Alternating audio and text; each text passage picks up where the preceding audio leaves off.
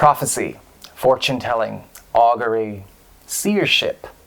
The ability to actually do a bit more exploration by dialing your own synchronicity. In this video, we're going to be talking about tarot cards, and by extension, you could also include oracle cards, angel cards, fairy cards, meditation cards, runes, the I Ching, any kind of tool that works with the randomization of experience archetypes in order to help facilitate the acquisition and the comprehension of information coming through a heightened awareness or higher consciousness.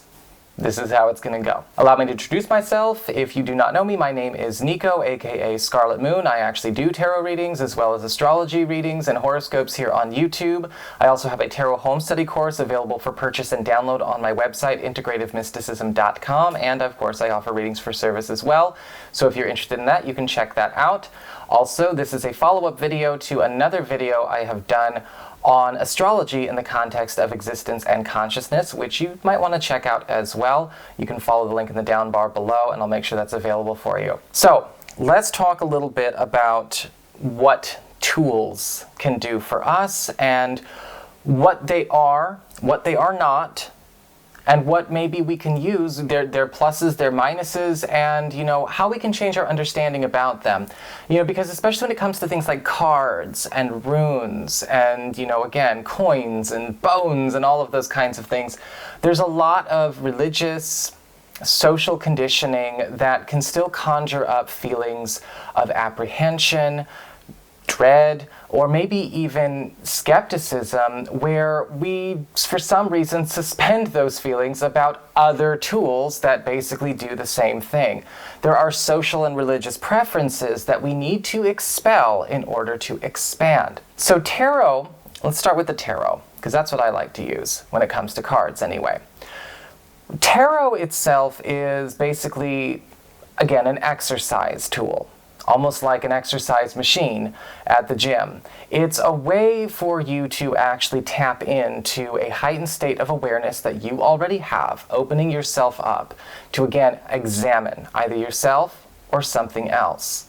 The tarot is comprised of 78 cards, traditionally, which cover a vast range of human experiences or archetypes, whether they be literary archetypes, again, experiential archetypes, personality archetypes, psychology archetypes, and spiritual archetypes. Some people, like myself, choose to use inverted cards or reversed cards when they pop up. Some do not. Reversed cards and inverted cards are just an expansion of the vocabulary and are by no means a connotation of negativity. That is just a commonplace superstition. Again, another social conditioning that we need to expel to expand. So what happens is that when we are using the cards to examine whatever we're looking to possibly examine, we are actually, in a sense, creating or conjuring a pattern or a synchronicity or an omen to interpret. Now, the interpreter, if we're doing the reading correctly, is both yourself and the energy of the higher source working through you, your higher source working through you. Memorizing the cards by themselves is not going to produce a very good reading. Any kind of card, it doesn't matter. Oracle cards can also have their own trap to them as well. They tend to have a lot of passages and writings and sayings on them that sometimes people can just assume is the answer, is the cue, is the message that's coming forward, when in actuality it's meant to sort of jog your intuition, just like the numerology, the elemental associations, and the archetypal associations of the tarot do. When we talk about jogging our intuition, when we talk about jogging our ability to interpret, let's use an example. All right, say you're trying to jog your memory, trying to get back and understand where you might have left something or what somebody said. Maybe we were trying to remember a conversation that happened and your friend told you he wanted to meet for a very important conversation at a very specific date and time. And say we just don't have a means to get a hold of him at this moment. We left our phone at home or whatever.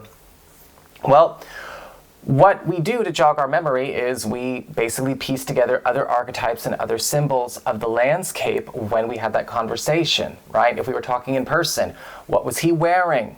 Where were we sitting? right? Was there music playing in the background? And we're basically setting a scene to gather and allow, again, our memory and our mind to conjure up what was actually happening. We're putting it back together. We're giving a command to ourselves to interpret all of these things, which will, again, jog the true information to us. That's what's happening when we are reading the cards. There are different symbols, different cues, different ideas, different suggestions, different archetypes, and what happens is that when a reader is doing a good job, they are tuned in. They are tuned in, and they are allowing those to create, again, a proper channel and proper association for the real information of truth, reading the energy that's going to either happen, has happened, or is going on behind the scenes to help give a better interpretation of the circumstances. So looking at things on the surface level, or again, by textbook definitions, is not really a good thing. That's something we have to move past. It's kind of like if you started lifting free weights. You're not really going, you have to do some kind of variance in either the size of the weight that you're lifting, the frequency of how you're lifting, or when you're lifting, what techniques you're using, or else, you're going to stagnate.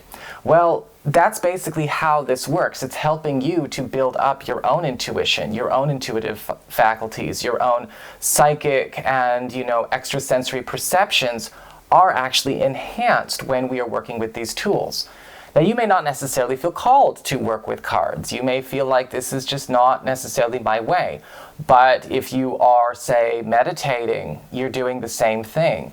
If you are doing, if you're meditating with crystals, if you're doing energy work, scrying, remote viewing, you're doing the same thing. Because what's going on at the end of the day is all of this is, in essence, opening a channel or a portal. And that is you, right? You are the channel. You are the recipient of the information. The cards are getting your command. The cards are getting the command of you and whatever higher energy or higher consciousness you are working with, whether, again, it's your higher self or you are working with deities or guides or angels. They are just answering the command. And you are the one receiving the information as you translate.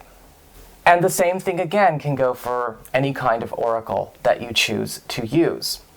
Now, when it comes to the ability to do this well, right, it's also important to understand that a reliance on these tools to constantly produce a certain type of information is not really a way to expand.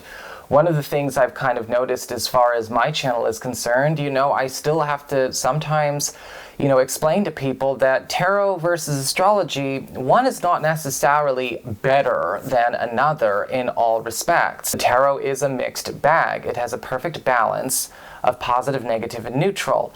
And astrology can have that as well.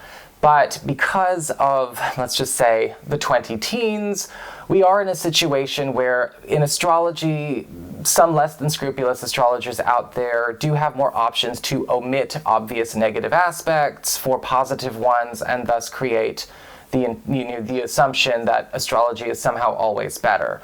If you're giving a general horoscope and you've only got a couple of minutes, you may choose to ignore that nasty Pluto opposition for that happy Venus trine, and then everyone's going to think astrology is just always a nicer thing. That is reckless. The truth is, even when interpreting astrology, the gift of the reader is the ability to actually still channel the information that's coming through. The astrology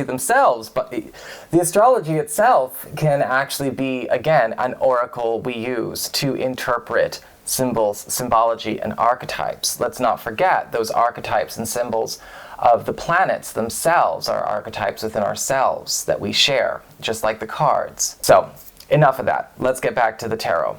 So when you're working with these cards, remember, it's important to understand your reason for working with them. We're working on examining and expanding. That's all. And we're looking at information that's coming through. Can we do this in a way where we are, yes, fortune telling and predicting the future? Absolutely. I do that. Or are we doing this in a way where it's more introspective, explorative, sometimes a bit more of a personal development exercise, self-exploration, shadow work? All of that is valid. And what happens is that as you start to understand the validity of all of those things, you start to understand that you are the one actually doing the work. Again, this is just a tool to bring it out of yourself. It's not necessarily better or worse than oracle cards, angel cards, fairy cards, astrology, because at the end of the day, the work is coming through you. The messages are coming through you. You're doing the same thing with angel cards. You're opening a channel. You're opening a doorway. You're doing the same thing when it comes to astrology. You are receiving the information and the cues, and you are hopefully interpreting them correctly. At the end of the day, accuracy is on the interpreter and how open they are to receiving that information, the true information, and how well they are delivering that information to themselves or to others. I think that we do need to talk a little bit about some true and false precautions and tips when it comes to, this kind of thing, because when people think of the tarot, sometimes they can think of something that's either a fortune-telling scam or devil worship. And the truth of the matter is, again, anything could be considered false if it's not being done very well. Same for your crystal healings, same for your energy healings, all of it. If you can't actually make it work, if you're not actually doing the work, then it is false. When it comes to the idea of spiritual danger, there is no danger of summoning spirits or demons or anything like that when you're working with tarot cards. It's not really even a part of it. You're not summoning anything with tarot cards, just like you're not summoning anything with runes or oracle cards.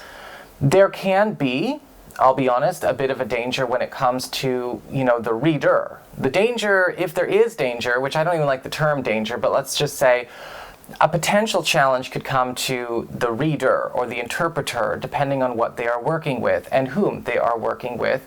And that has to do on an energetic level, an empathic level, and a spiritual level of what they are taking in.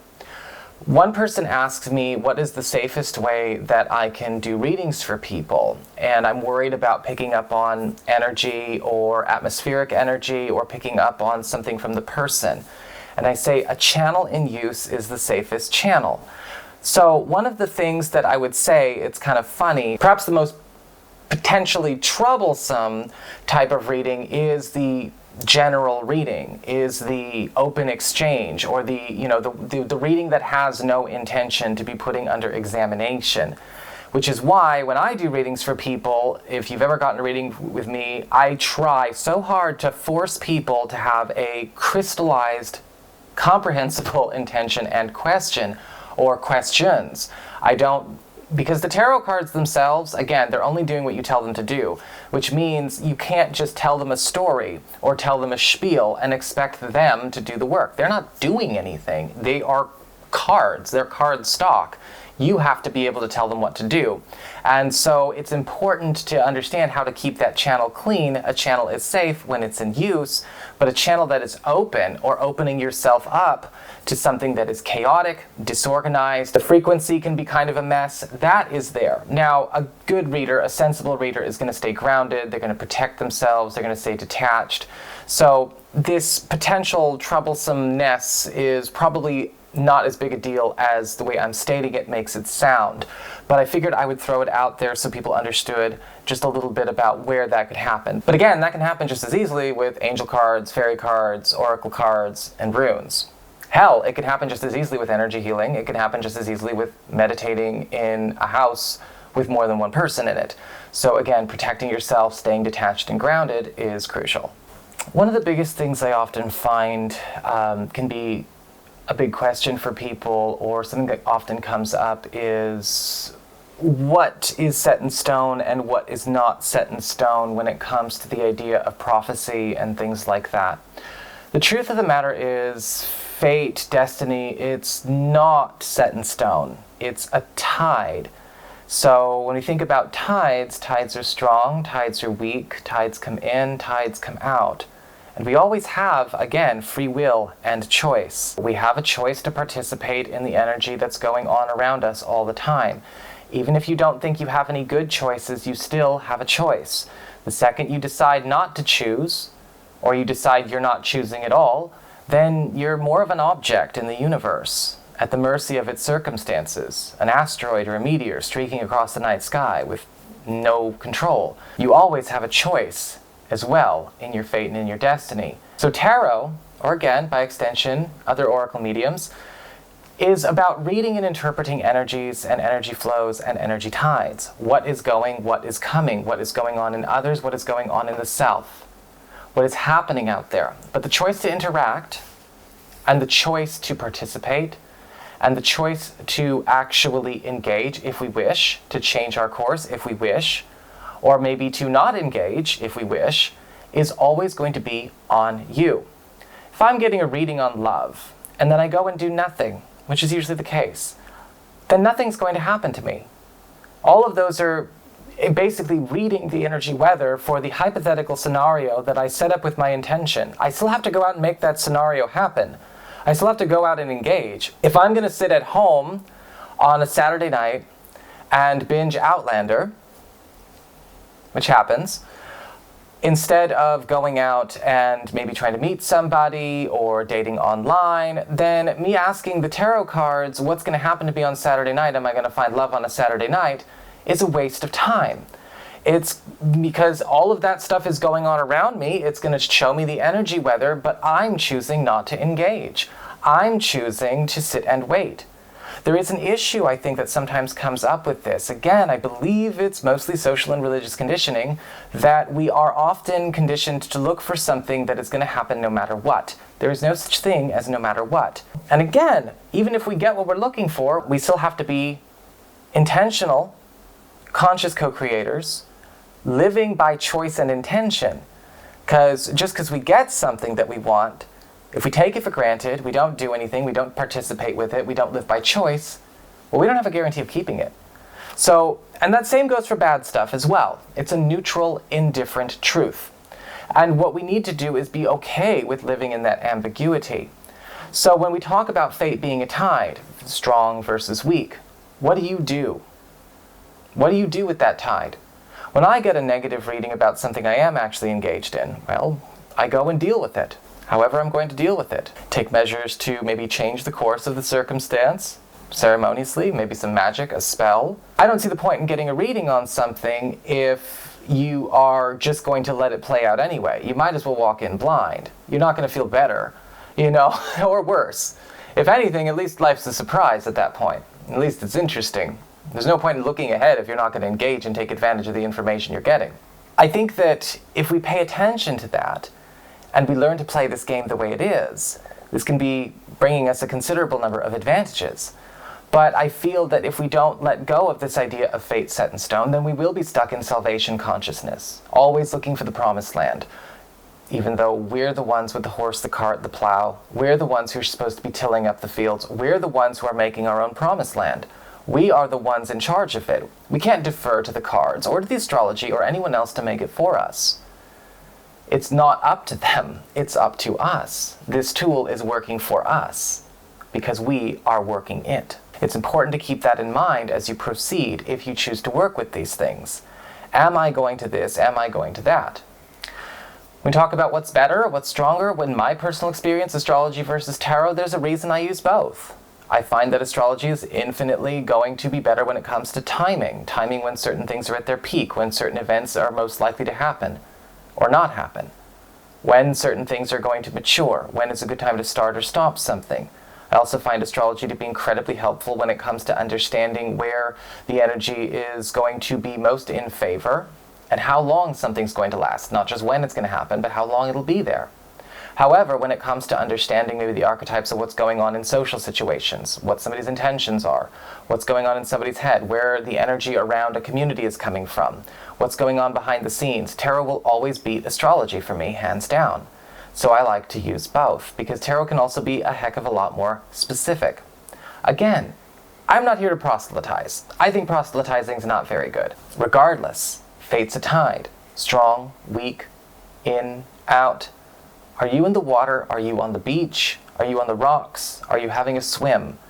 You still have a choice of how you're going to take advantage of this or take your leave of it. Well, it all depends on where you are in your path and in this existence, what you are trying to open up and expand with your consciousness.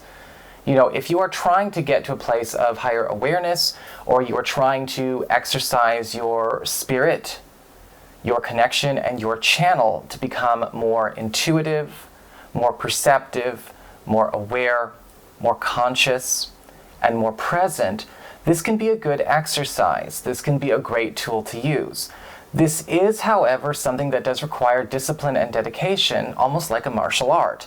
This isn't something that a person just can pick up one day and say, all right, I've got my cards, here we go. It's not something that you can really just sort of pick up and start doing from memory, or start doing it because you read a book or you memorize the interpretations. The ideal here is that you are making yourself better, that you are working more and more on your personal channel, your personal connection. And once you heighten that, you may need the cards less and less, you may need to use less and less spreads, you may find yourself in a situation where you are finding truer and more accurate information through your own interpretations and your own symbols and your own ideas coming through the cards. You may make your own oracle. I'm working on my own oracle as well. You may be finding a way to work with your own intuition in a way that finds and extracts new and true interpretations of the archetypes that you are reading and meditating on. You are the one. The point is you. The point is exercising you. These are just focal tools. Again, this is just something to get you there. To get you there so that you can actually get that information quicker. To help train and recondition yourself to be open and to be expanded, but in a place of conscious action, in a place where you don't necessarily need to tune out to tune in. So, just an idea of what we might want to look at when we think about the tarot cards, what they're all about, what they're actually doing, and what they're not doing, and what's really going on with you. So I hope that you found this helpful, everybody. Just a nice rundown again, talking more about existence and consciousness through what we have here on Earth. If you're ever interested in getting a session with me, you can go to my website, integrativemysticism.com, and that's also, again, where I have the Tarot Home Study course, where I do go over a lot of the practical definitions, as well as, how to get started with the exercises, and also, learn how to read and, do some predictive, practical readings for yourself as well. Thank you so much for tuning in, everybody, and I'll be back soon. Talk to you later.